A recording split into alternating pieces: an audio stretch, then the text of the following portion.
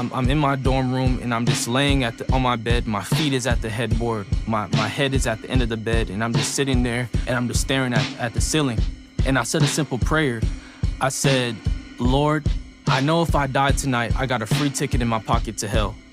But the only way I'm gonna serve you, Lord, is if you show me that you're real. Because my mom says you're real, my dad says you're real, my pastor back home says you're real. Everybody in my family pretty much serves you, Lord. But I need you to show yourself to me. Because I knew if I became a Christian, I was gonna have to give up the homosexuality, the fornication, the sinful lifestyle. But why would I give these things up for a fake God?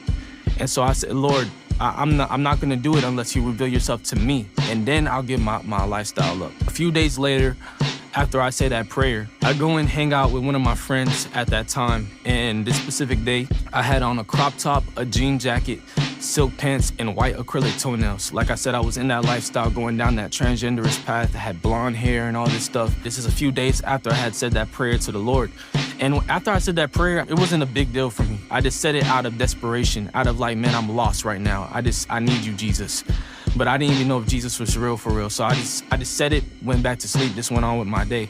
But God took it serious. So I'm hanging out with this friend at the time. And that day, I'm fully dressed like a woman. And I leave that place I was at. I go into my truck. And when I go into my truck, I went to go turn the ignition, but I felt a presence. I didn't know what it was in my truck. And when I turned to the passenger side just to look and see what was in my car, boom, Holy Spirit just struck me right there. And I literally lifted my hands like this in my car.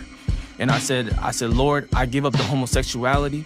I give up the pornography. I give up the sinful lifestyle.